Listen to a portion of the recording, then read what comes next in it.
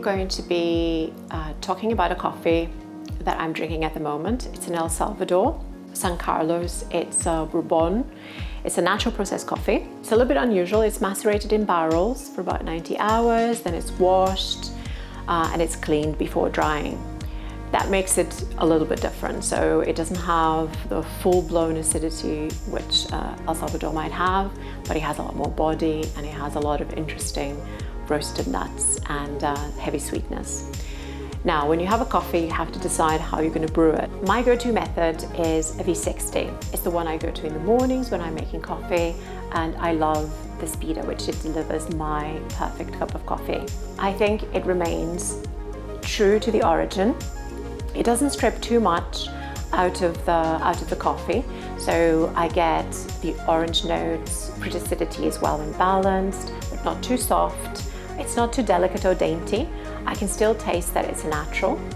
So the body is still very, very reasonable through a V60, and I just enjoy that it just feels like a really solid method of extraction. The Cafetiere, on the other hand, is very unusual. It's perhaps considered a little bit vintage now, and I hope there's a revival because it's a lot to say about this method.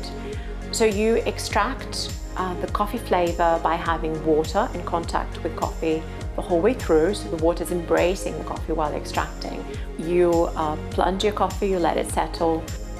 The mouthfeel you get from a cafetiere is completely different from any other method, and I think that's its charm. I love that your first cup and your last cup are not the same, and that the thing I can taste the most is the body and the mouthfeel of this coffee.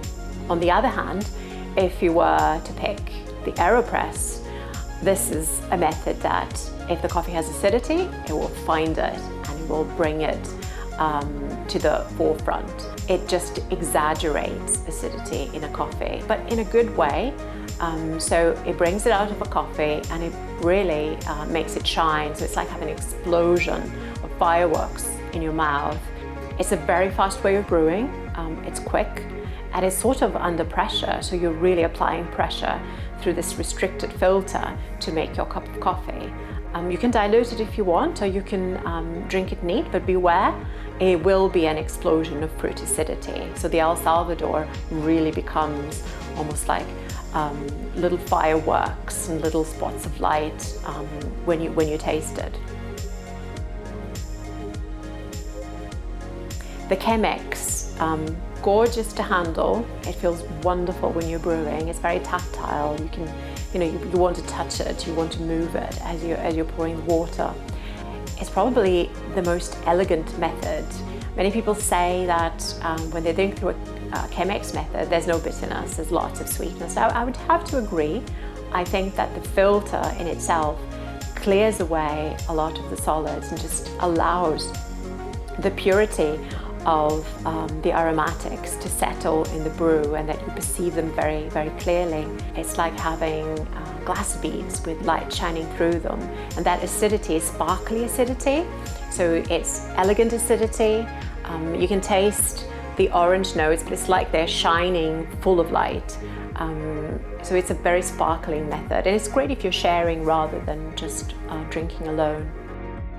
MoccaMster is perfect. It's a no worries sort of method. If you're afraid of brewing coffee, and if you feel you're going to make a mistake or you're not sure but you want to give it a try, it's the brilliant way to start.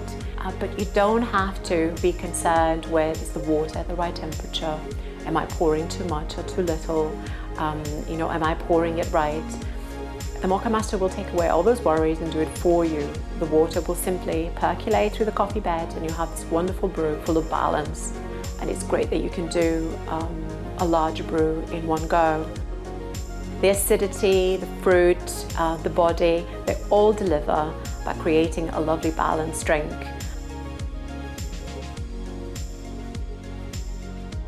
Cold brew, probably made very popular recently. And although it's winter now, and you think, as the name indicates, cold brew, perfect for summer, I have some jam jars of cold brew in my fridge.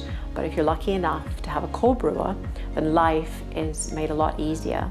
It's sweet. Lots of sweetness comes through, very little bitterness in the brew. But I think that the orange notes and the roasted notes kind of play off each other, bounce off each other.